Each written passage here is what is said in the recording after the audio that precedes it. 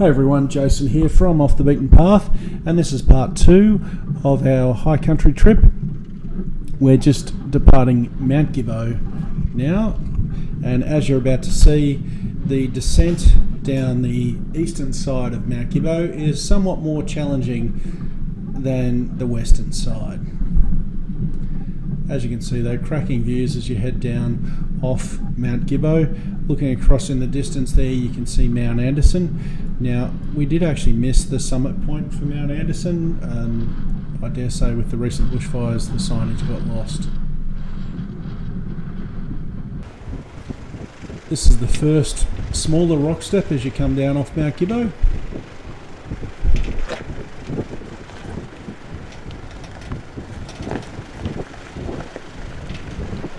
Apologies if a bit of background noise is coming through. It was really windy up there. We were going to originally stop for lunch up on Mt Gibbo, but it was just too windy. And as you come down to this next section, you can see to the right of the vehicle there's a bit of a bypass track. There's a massive rock step here that certainly you can go around, but today we chose to drive it. So this is one of the more gnarly rock steps coming down the western side of Mt Gibbo. Now there are bypass tracks, but somebody had already done a little bit of track building, so we thought we'd give this a go. Hopefully we get away without damaging anything. I don't need another coat haul. Let's see how it goes.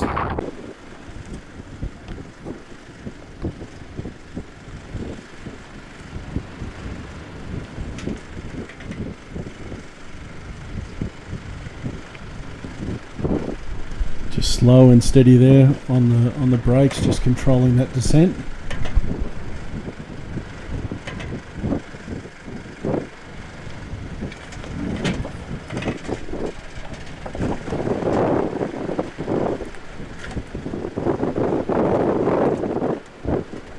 And I was waiting for the back end to hit as it came down there, which didn't happen amazingly.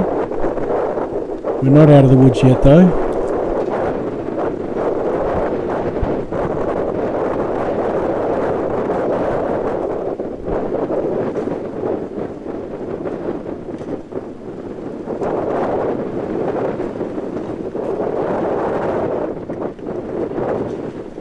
That bottom section is pretty lumpy in its own regard, but not as big a steps as that first one there that you saw me drive.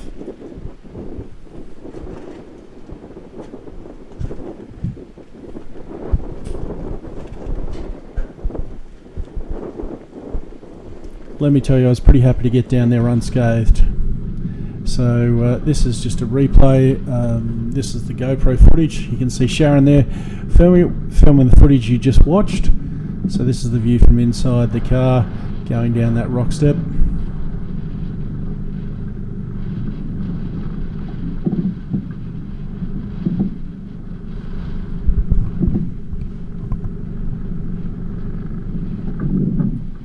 It doesn't show it, but you might be able to appreciate what kind of angle the car's on. There, it was pretty gnarly sitting inside the cab.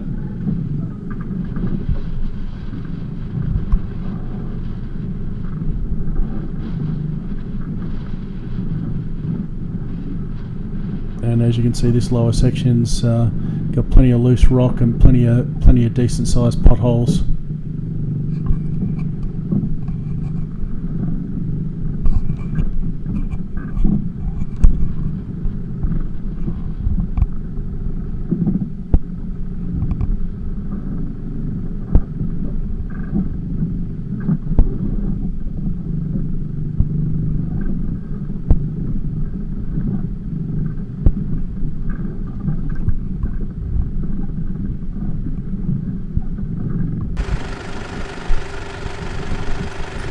So just taking a look back at the hill we just came down, you can see the bypass track there on the left, such as it is.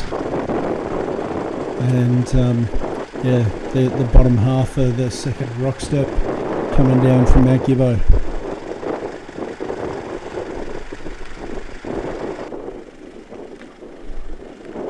Honestly, that's probably the most difficult section of this whole trip. Apart from trying to get out, but that was specific to our situation, as you'll see at the end of this video, when we got to Tom Groggin. But yeah, the rest of this section of the track from here through to Mount Anderson is pretty easy going after that. We're actually pretty hungry, so just looking for a nice low spot to stop for some lunch. Out of the wind a little bit if we could.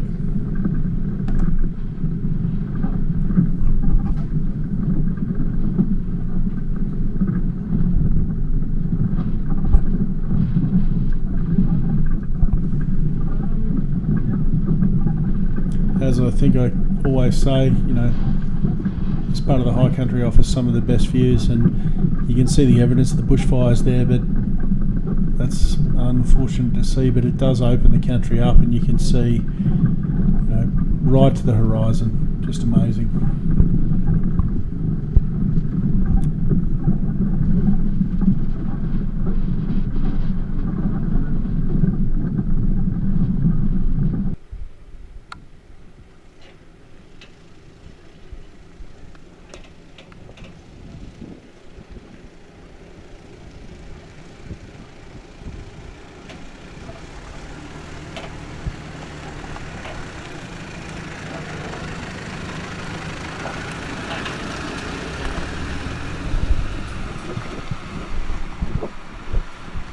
A few more descents in here, but all pretty manageable.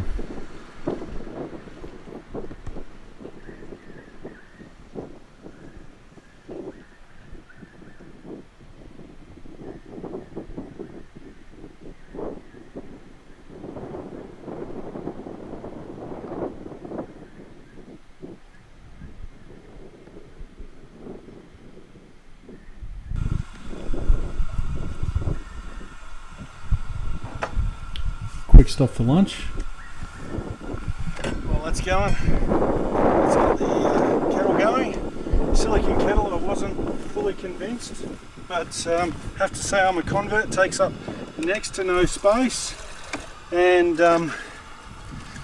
actually works really well. I was fairly convinced the silicon would delaminate off the metal base the second or third time we used it, but that hasn't happened. So clearly they know what they're doing.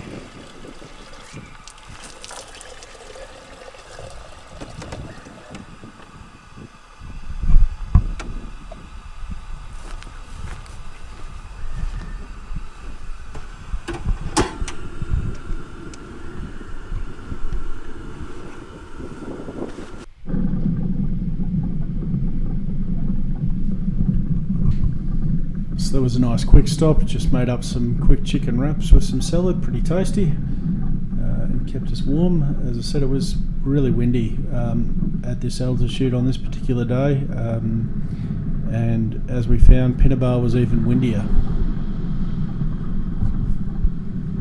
So it's about a 6k run from Mt Gibbo, probably 6 or 7 k's through to it's a couple of k's through to Mount Anderson, and then from Mount Anderson through to the Mt Pinnibar turn off it's about 11 k's. So you carry on the Mt Gibbo track, and then you join the Mt Pinnibar track, where if you turn right that takes you down to Tom Groggin, if you turn left that takes you up to Mt Pinnibar, as you'll see when we get there.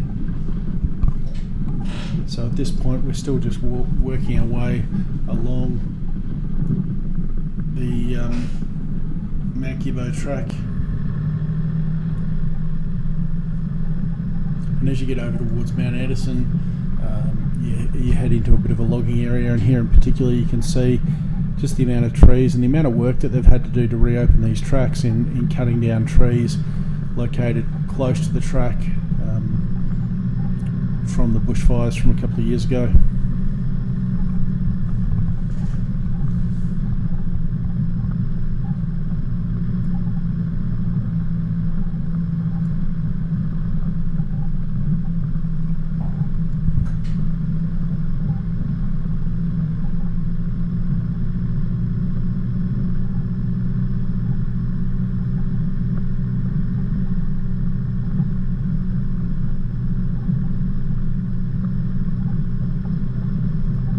Quite a long section through here.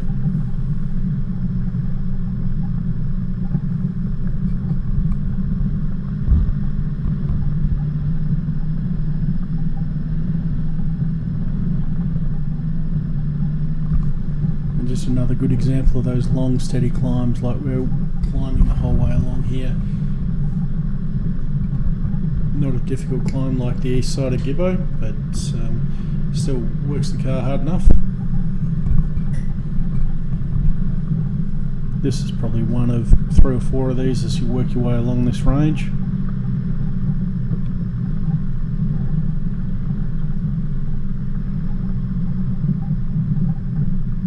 And I ended up including this whole run just to give you a sense of how long they are.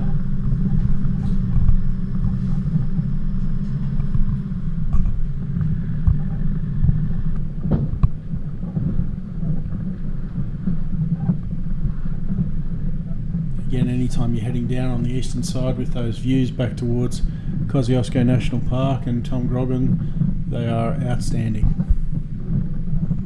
Late in the afternoon too, the sun's behind us, so really good time of day to be heading in this direction.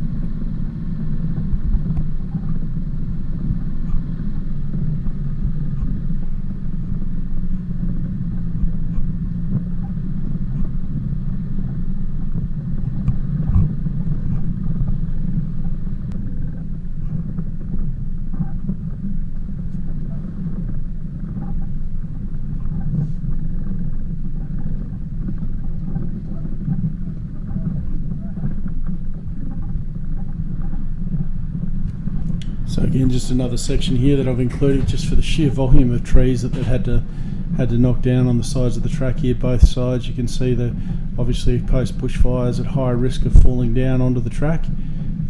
So they've had to do substantial clearing works, and the trees in this area all seem to be burnt to the extent that they're not recovering like some of the other areas of the high country. So it's going to be a long time before this looks anything like what it used to look like.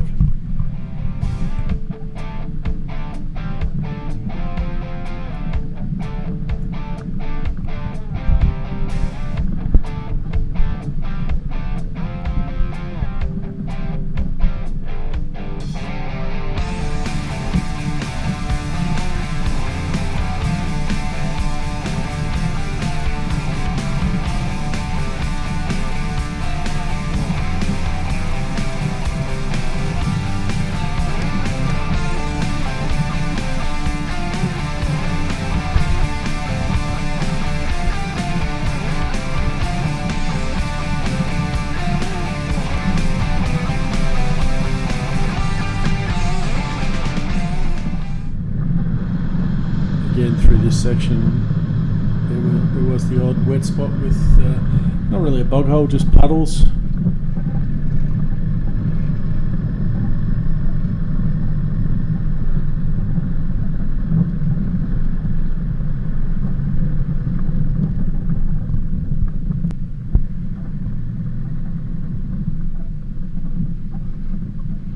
And as we're working our way closer towards Pinnibar along the range here, you can see it's almost like a line where the bushfires have stopped. Some cracking views there into the distance. And pretty much right here is where the bushfire damage largely stops, and we're moving back into the forest. It's just amazing how fire behaves. There you've got such a hard transition of trees literally burnt to the point they needed to be felled, and then you've got the alpine forest starting. Track closes in a lot more on this section, and unfortunately for this second part of the trip video we don't have quite as much externally shot footage as we did in the first half. As I said in that video, it does take a long time to shoot that stuff, and we were getting late in the day and running out of time. So you can see here, this is the end of the Mt Gibbo track, heading up to the turn off up towards Mt Pinnibar, and that's quite a steep little climb, which you'll see soon.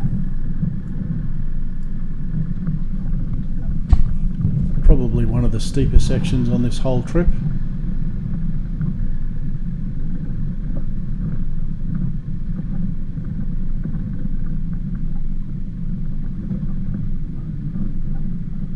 And it's sort of broken into two halves.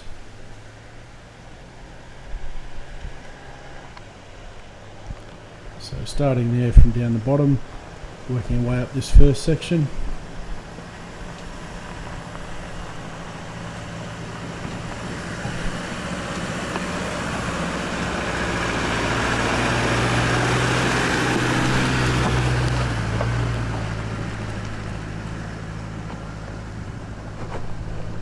And as we always say, look, the camera's not doing that any justice at all. It's a lot steeper than it looks. It does flatten off in the middle and give you an opportunity to sort of reset before finishing the second part of the climb.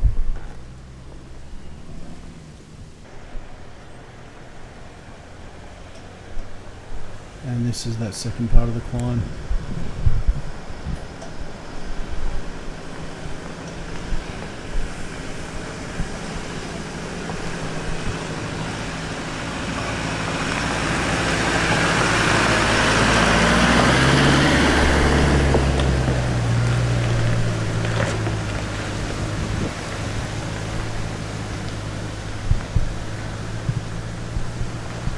And literally just at the top there, that is the Mt Pinnibar track, where if you turn left, which we're going to do, it's 2k's up to the summit, and if you turn right, that takes you down to Tom Groggin.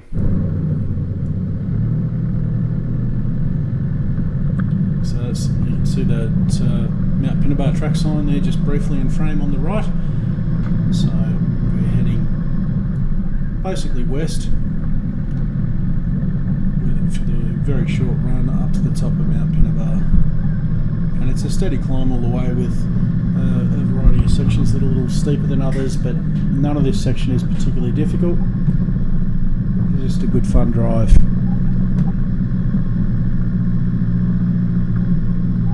Amazingly, we found when we got to the top of Pinnibar it was even windier there than it was up on top of Gibbo.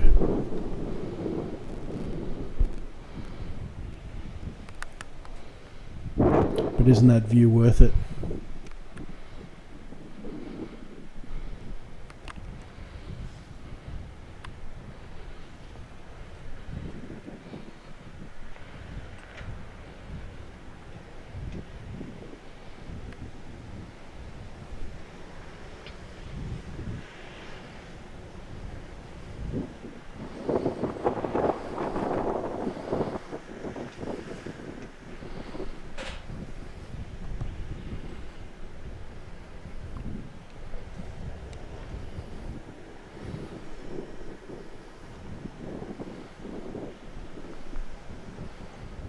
Quite a bit of rock on the climb up to Mt Pinnibar, as you can see us driving over that there.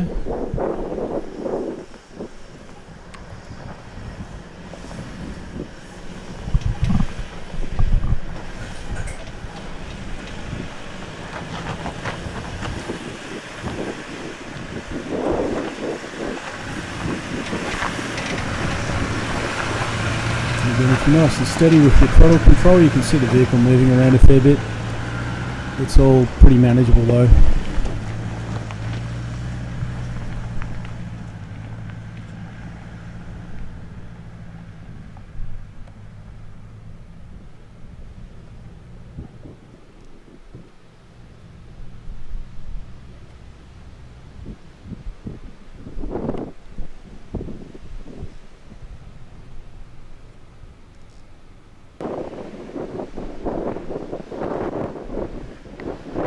This is the final approach up to Mt Pinnibar summit. Again, you can probably hear some of that wind noise coming through the microphone.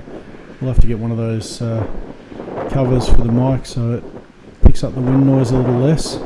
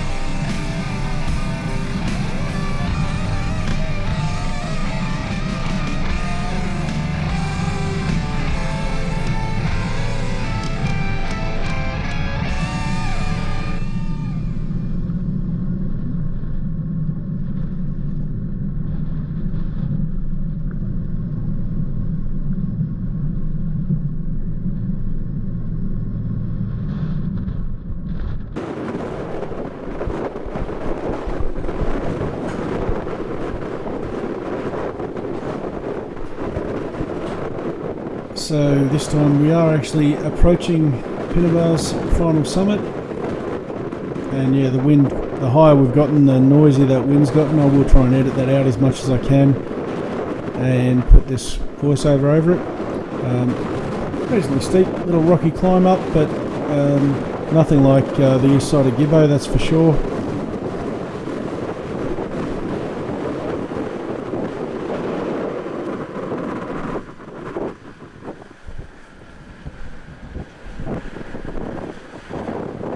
And look at that view.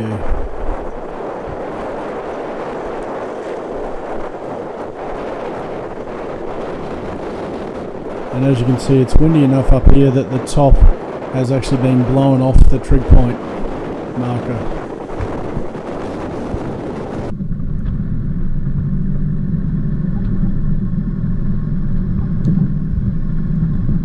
So just replaying that ascent to Mt Pinnibar from the GoPro mounted on the vehicle for a different perspective for you.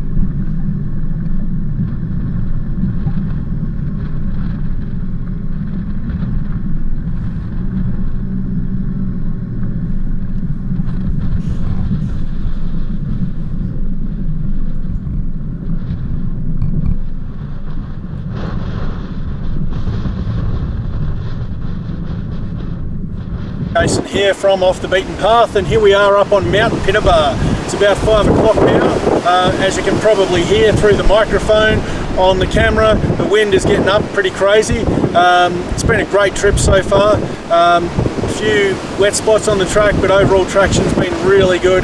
This is actually my first time up to Pinnibar, and it's amazing to be up here. I mean, all the views from the mountains up here are just amazing.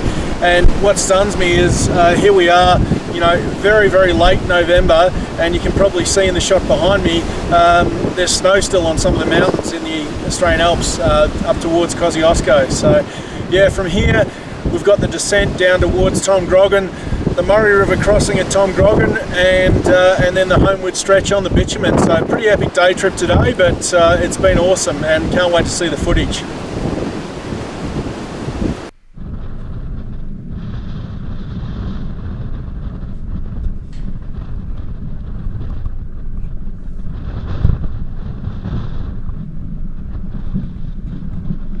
And what a view to enjoy as we depart Mt Pinnibar. So from here we head back down the same section of track we just drove for 2Ks, back to that junction, and then continue on our way. So this is back at that junction already. Obviously didn't feel the need to show you guys the same section of track twice. And from here we begin basically descending down the spur of the range there.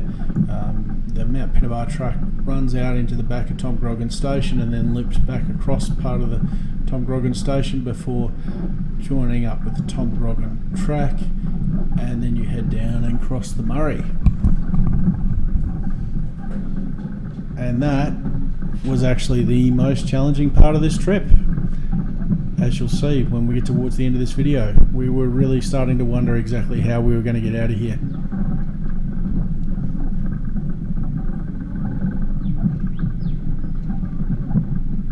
So it's a pretty steady descent immediately once you pass that intersection with the Mt Gibbo track.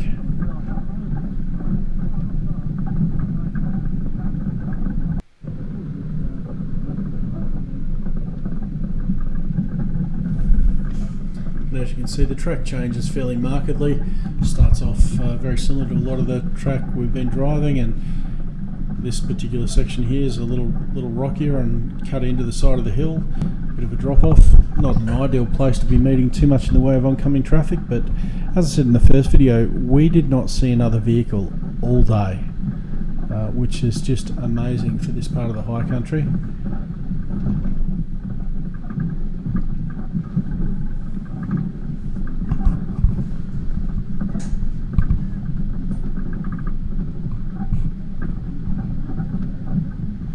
Few rocky descents like this one, working your way down.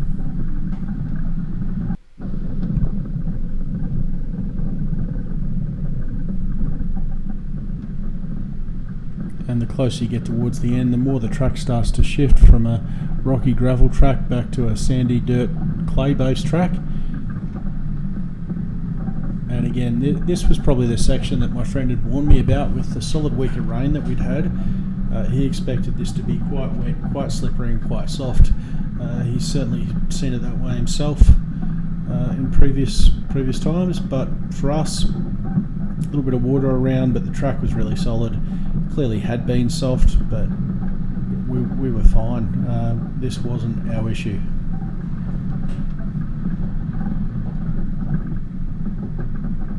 As I was just saying, you can see this next section here.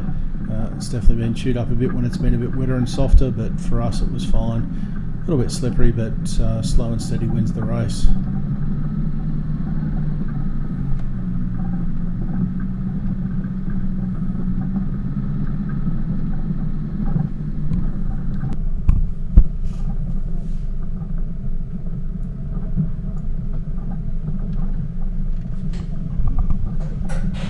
This is probably one of the first times you get a good view down to the open valley where Tom Groggin station actually is, and a sense of where it is that you're going.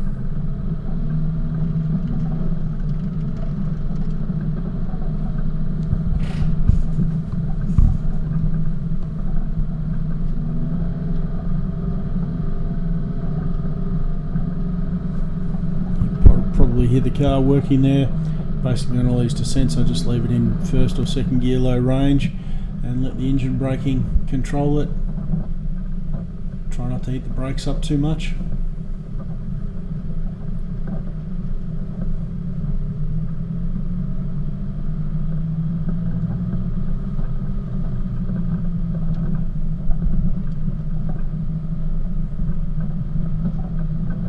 If you haven't driven the descent from Mt Pinnibar into Tom Groggin, it's a lot longer than you expect it to be. From the turn-off at the Mt Gibbo track there, it's about 12 k's I think, until you meet the Tom Groggin track, and then it's like another 5 k's from there to the crossing of the Murray at Tom Groggin. So it does take you a lot longer than you expect. Now, given you just watched the bit we were on Pinnibar and it was just after 5 o'clock I think, you can see it's a long day, because once we get out onto the bitumen we've still got to get all the way back to Albury. So worth it though. Now we just passed through the gate there on the Mt Pinnibar track, which is pretty much at the furthest northern section of Mt Pinnibar track, and this is where you've actually come on to Tom Groggin station. So these tracks just in this section are all on the private Tom Groggin station land, and then you turn and head your way pretty much south again towards that Tom Groggin track.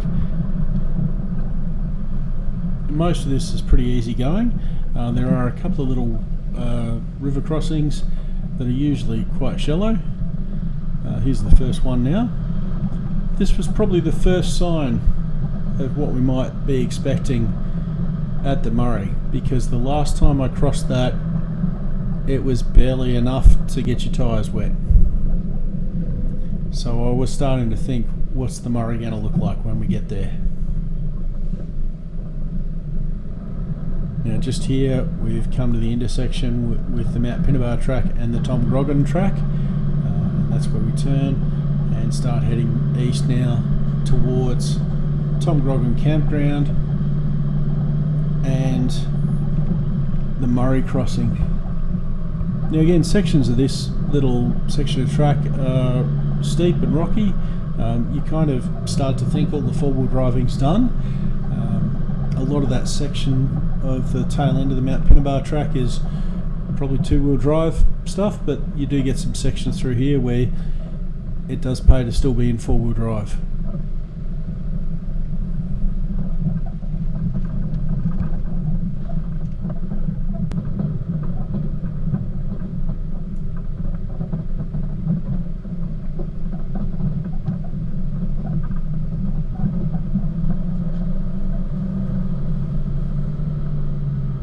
Again, these descents are reasonably steep. You're basically at this point of the track you're working your way down the southern boundary of Tom Groggin station, which is still privately owned and operated as cattle property, and they do have on-site accommodation that you can book via their website as well if you want to actually stay there.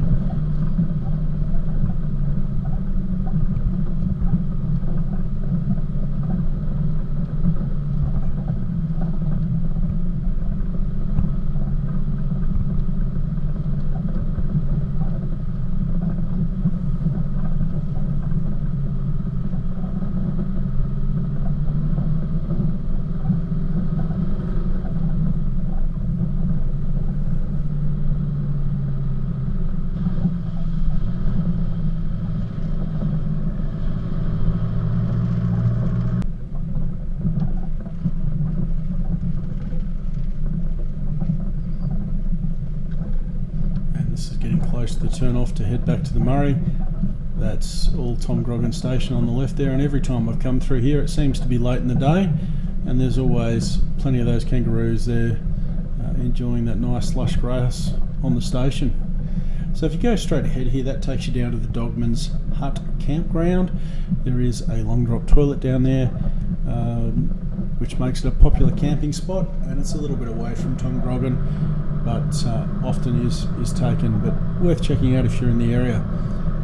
So this is the last couple of kilometres through to the Murray crossing at Tom Groggin, and just before we get there I think we might have still maybe one little side stream crossing to go. A little dip through here with no water crossing.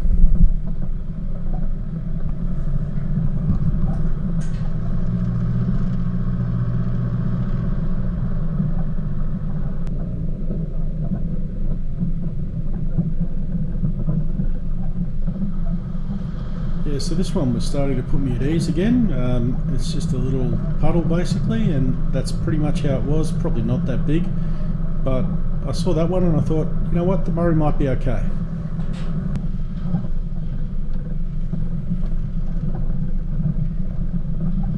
So as we're coming along here, this is our first good look at the Murray, and I don't know how well you can see that, but it's up and it's moving fast. And it was right about now Sharon started asking me, that's not the river we're crossing, is it? And I was still confident at this point, saying, yeah it is, but look, it'll be fine when we get to the crossing, which is, oh crikey, right here.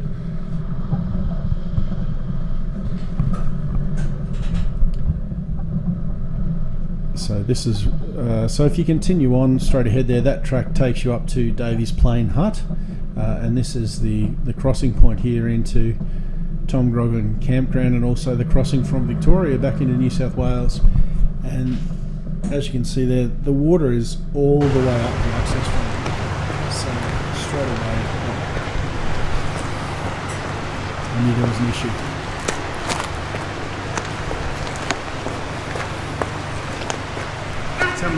Tell me when to start walking.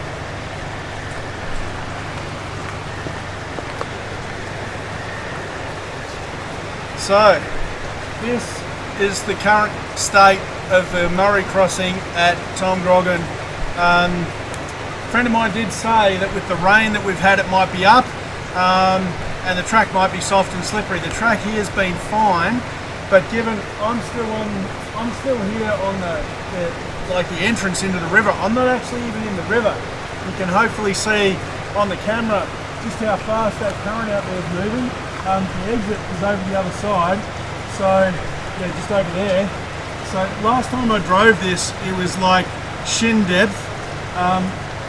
You know, it's waist deep here, and I'm not even out there actually in the river just yet, and it's only getting deeper. The further down I go, the deeper it's getting. So needless to say, I don't think we're going to drive this. I don't think my passenger would be keen to drive this. And yeah, just with how fast that river's moving, I just don't think it's a good idea. So it looks like I might be guilty again of setting up a trip where we're going to have a long night to get home. Because there's not too many other ways out of here if we're not crossing this river. So anyway, let's figure that out.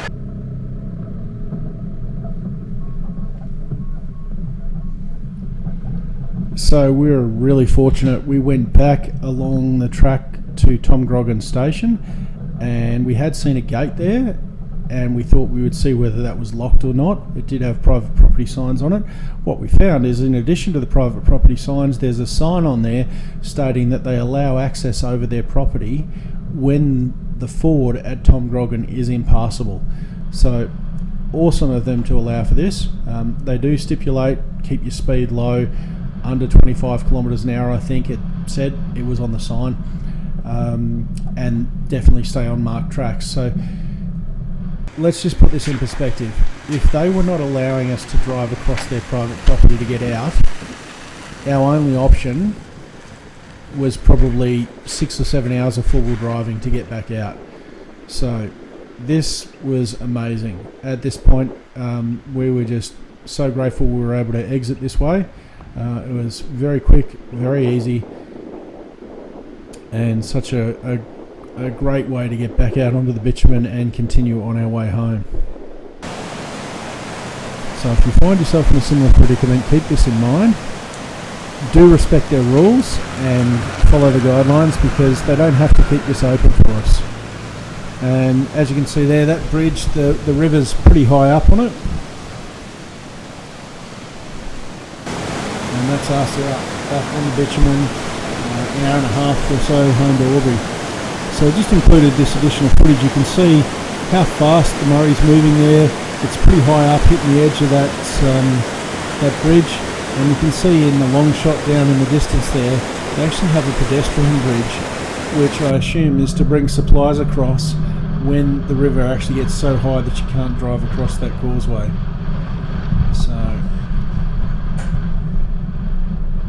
And this is the shot from the GoPro exiting. So look, thanks everybody for watching. I hope you've enjoyed this. We made a real effort with these two videos to take the extra time to shoot some external footage, and thanks to everybody for your feedback on the last one of these videos. We will do as much of this as we can, but it's a balancing act between bringing you a lot of footage and trips, and some of it being on the GoPro and some of it being external. So thanks for watching. Please like this video if you liked it, leave a comment down below, and subscribe to the channel. Thanks to all the new subscribers who have joined the channel recently. See you in the next one.